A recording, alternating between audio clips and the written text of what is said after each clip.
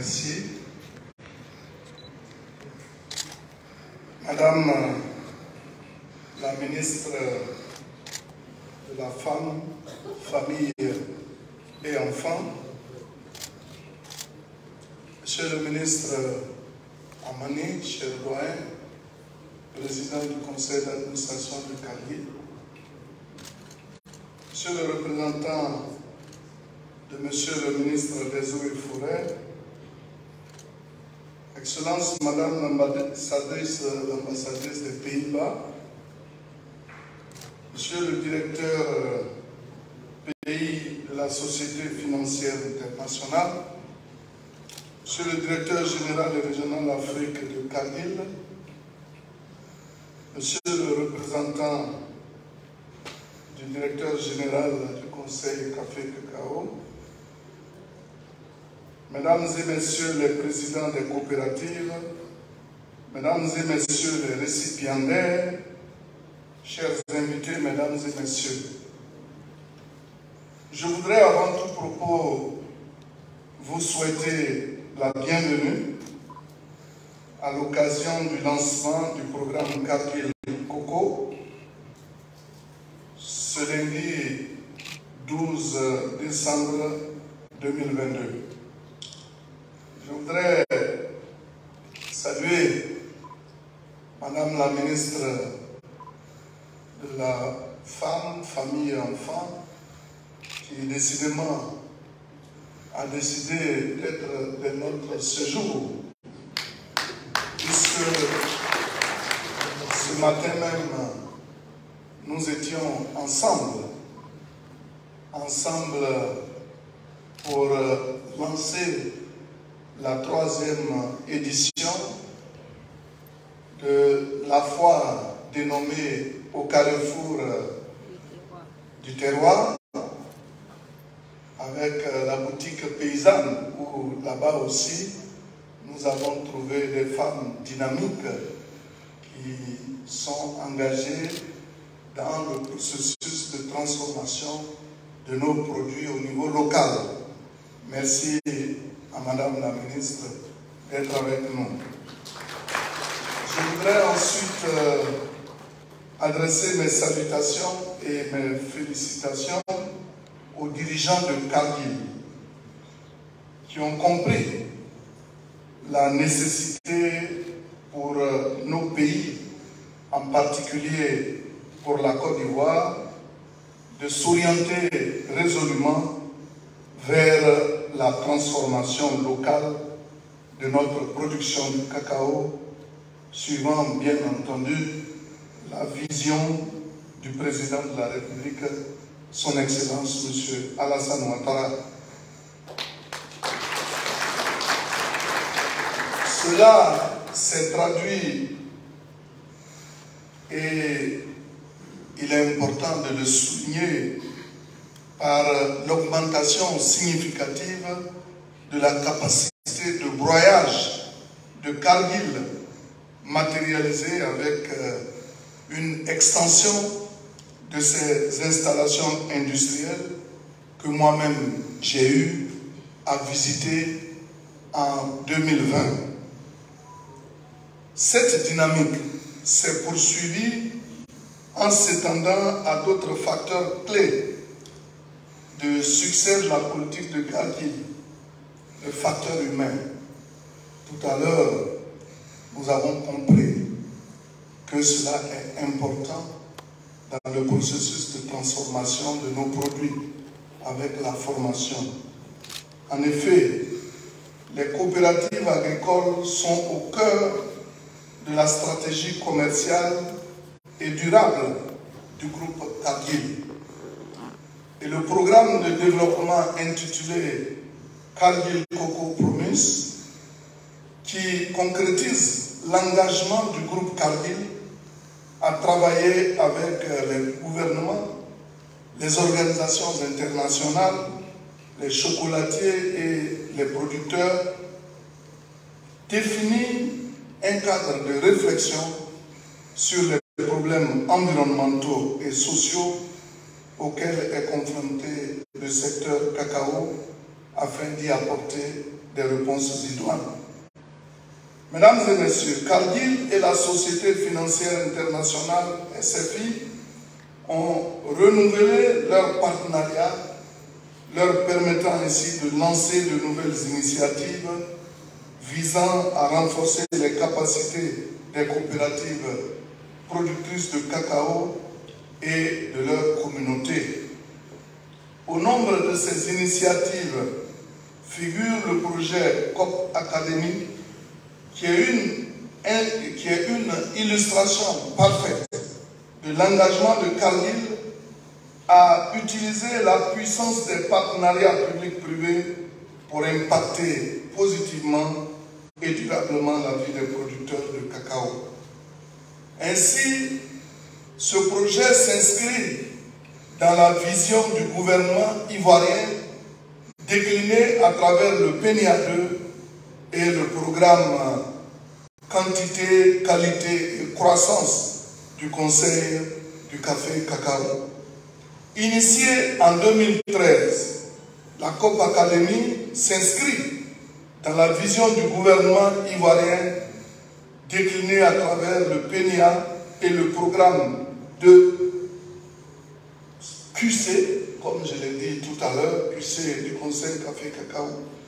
Il a vocation à soutenir et renforcer le capital humain des coopératives et à doter les dirigeants des coopératives de connaissances leur permettant de gérer leur entreprise dans des conditions plus professionnelles, d'en faire des entités économiques prospères et performantes, vecteurs de développement en milieu rural. La professionnalisation, la bancarisation, la familiarisation au secteur du numérique, la diversification des revenus sont les axes clés de cet ambitieux programme de formation qui vise à rendre les coopératives indépendantes. Ainsi, comme il a été donné de le voir tout à l'heure, 700 dirigeants représentant 70 coopératives de cacao repartis sur l'ensemble des zones de production de cacao ont déjà participé à la COP Academy. 700 autres dirigeants de coopératives supplémentaires devraient être formés dans la période à venir. Au total, ce sont 1400 dirigeants qui termineront le programme d'ici fin 2023. Mesdames et messieurs, la coopération entre la SFI et Cargill a permis de réconcilier les coopératives et le secteur bancaire, jadis méfiant vis-à-vis de ces dernières. En effet, le programme de formation a permis aux coopératives d'accéder indépendamment à plus de 15 milliards de francs CFA de financement commercial, dont 8 milliards pour des véhicules de collecte. Et 9 d'entre elles sont aujourd'hui exportatrices de cacao. Un fait qui s'inscrit dans la vision du chef de l'État de faire émerger de nouveaux champions nationaux à l'instar du groupe CIPRA qui fait un travail remarquable au sein de nos communautés rurales. Mesdames et messieurs, le projet COP Academy soutient d'autres aspects importants du développement agricole en encourageant fortement les actions contribuant à l'autonomisation des femmes en milieu rural. Il a permis l'éclosion de modèles de leadership féminin tels que nous l'avons vu tout à l'heure dans les coopératives de cacao et va soutenir la capacité des femmes rurales à contribuer à la résilience des ménages agricoles à travers la diversification des revenus. Le projet COP Academy met un accent sur la digitalisation de la filière et ainsi s'inscrit dans la vision du ministère d'État, ministère de l'Agriculture et du Développement rural à travers le Conseil Café Cacao qui a entrepris un ambitieux projet de distribution de cartes du planteur et de mise en œuvre d'un système de traçabilité national qui soutiendra les efforts du gouvernement ivoirien à répondre aux nouvelles exigences des marchés de consommation européen et américain. Le projet COP Academy a vocation à soutenir et développer le capital humain des coopératives et à préparer le secteur du cacao de demain grâce à une filière responsable, transparente, qui contribue au développement de la Côte d'Ivoire, terre du cacao. C'est pourquoi je voudrais inviter toutes nos coopératives agricoles évoluant dans la filière cacao à s'approprier ce programme qui leur permettra d'être plus compétitives sur le marché national et international et de continuer d'offrir aux consommateurs de cacao et de ses produits dérivés des produits d'une qualité incontestable. Mesdames et messieurs,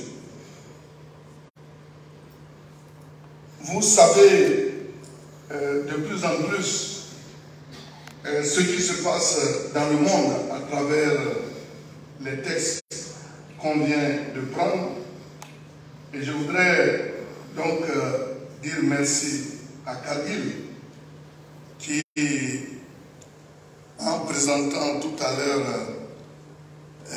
les coopératives, a donné un coup d'envoi par rapport aux indications qui sont données et auxquelles désormais nous devons nous conformer.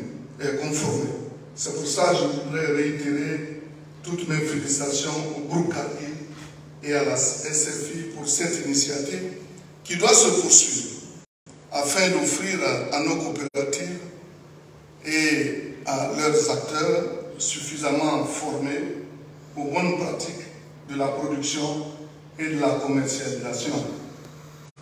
J'adresse des mots de félicitations et d'encouragement à l'endroit des coopératives qui ont été primées ce jour et de leur dire que ce prix ne soit pas pour elles une fin en soi. Elles doivent continuer de travailler pour toujours garder le cap et porter haut le label d'un cacao made in Côte d'Ivoire. Et vous avez vu également que dans toutes les interventions, on a parlé de traçabilité de cacao, on a parlé de durabilité et comme je l'ai dit, le Conseil Café Cacao a déjà dévancé l'Europe puisque c'est avant-hier seulement que la décision est tombée.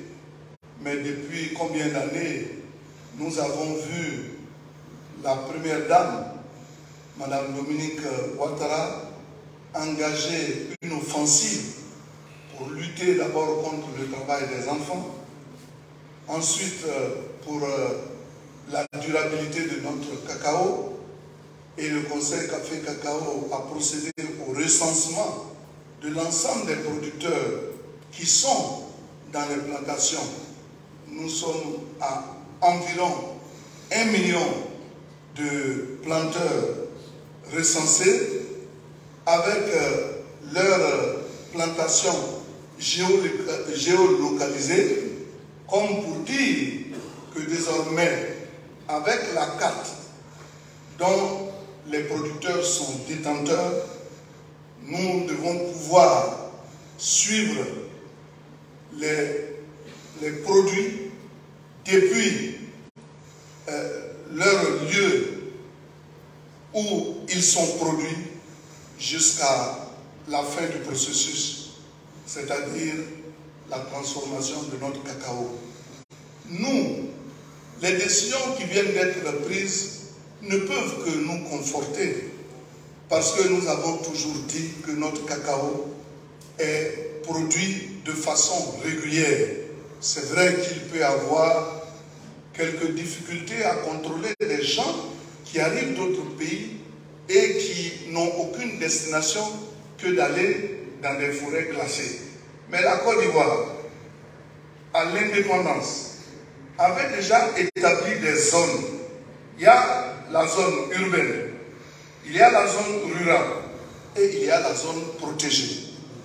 Les productions de cacao se font dans les zones dans les zones rurales et dans les zones urbaines. Et les zones protégées ont toujours été protégées. Sauf qu'à un moment donné, il y a eu des gens qui sont allés s'installer et c'est ceux-là que nous sommes en train de faire déguerpir de nos forêts. Donc l'Union européenne peut donc s'estimer heureuse de savoir que nous, déjà, nous avons commencé ce travail qui pour nous est important. Et puis dans tous les cas, lorsqu'on parle de déforestation, ça ne date pas d'aujourd'hui, comme je me plais à le dire. Avant les indépendances, nous avons vu notre territoire divisé en périmètres pour permettre aux exploitants forestiers de couper nos arbres dans les forêts. Et quand vous allez aujourd'hui en Europe, dans le monde entier, vous allez voir du bois de Iroko, du bois de Samba, mais qui ne provient pas de l'Europe, mais qui provient de l'Afrique. Donc nos forêts, là, ce ne sont pas les Africains qui, au départ, les ont détruites. Et ça, il faut connaître.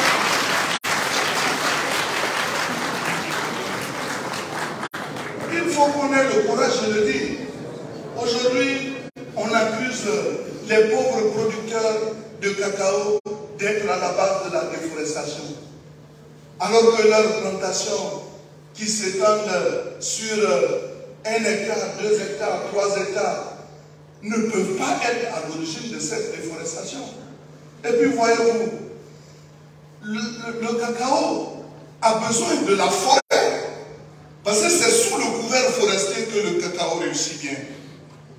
Sans les arbres, le cacao ne peut pas réussir. Donc si aujourd'hui on nous dit de ne pas faire de la déforestation, ce n'est pas tant à cause, par exemple, de ce que nous voulons avoir à bien respirer. Mais nous aussi, ça nous arrange parce que nos cacaoyers s'en trouveront vraiment très épanouis et nous allons avoir de la bonne production. Je tenais à le dire parce que ça nous fait mal chaque fois qu'on nous accuse de tous les mots pour dire que cacao est en train de détruire la forêt, alors qu'en réalité, le cacao ne se produit que dans la forêt. C'est pour cela, quand vous allez à Korogo, vous n'allez pas trouver de cacao, parce que là-bas, c'est la savane.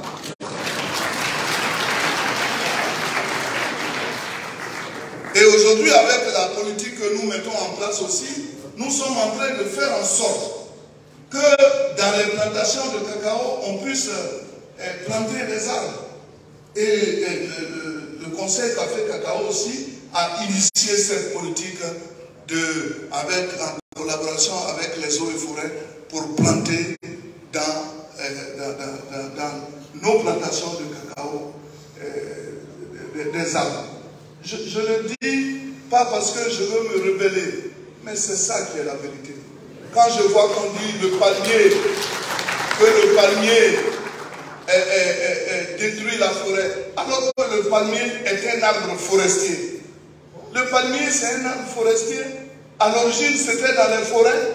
On a pris les graines peut-être aujourd'hui pour faire des recherches et puis on peut produire davantage avec les graines modifiées. Mais cela ne veut pas dire que le palmier est un arbre qui détruit la forêt. Au contraire, quand vous êtes dans les plantations de palmiers, vous êtes heureux. Et pour terminer, voyez-vous, nous on a l'habitude d'aller en Europe. Quand vous allez trouver des milliers d'hectares de blé. Il n'y a même plus de forêt. Et autour de ces hectares de blé, une petite forêt qui sert de clôture. Quand vous allez là-bas, vous allez trouver des champs de maïs qui s'étendent sur des milliers de forêts. Mais les gens ont fini de détruire leurs forêts en faisant de l'agriculture extensive. Et aujourd'hui, on dit non. On n'a qu'à dire aux Africains de laisser leur forêt intacte pour que nous respirions bien. Mais alors, aidez-nous. Aidez-nous, parce que si vous mettez des moyens à la disposition des producteurs, si on fait de la diversification agricole, mais on ne va plus parler de déforestation puisque le paysan aura de l'argent. Quand par exemple, on donne 900 francs le kilogramme de cacao, alors que quand on transforme le kilogramme de cacao, c'est entre 25 et 30 000 francs qu'on a lorsqu'on a du chocolat. Voyez-vous, ça aussi, ça s'appelle l'exploitation de l'homme par l'homme.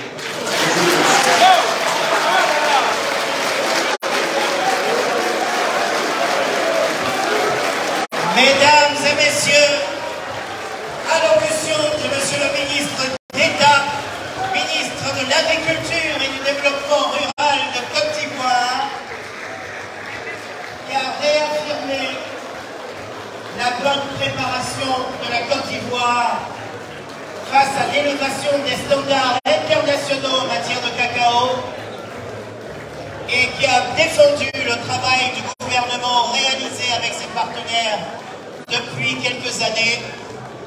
Mesdames et messieurs, il ne nous manque plus que la photo de famille avec les officiels pour marquer ce moment. Nous sommes à la COP Academy 2.0. Mesdames et messieurs, avec l'intervention de Monsieur le ministre, premier producteur de cacao qui a défendu le cacao au niveau des chaînes de